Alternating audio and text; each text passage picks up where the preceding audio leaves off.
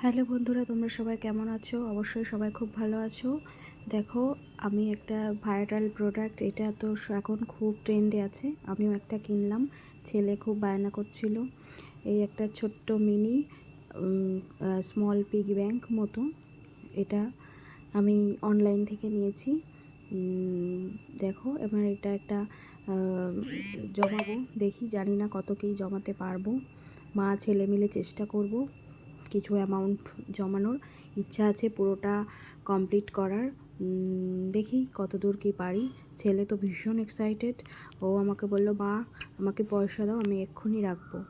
তো আমি ওকে একটা সবথেকে ছোট্ট অ্যামাউন্ট ওখানে যেটা ছিল সেটাকেই দিলাম।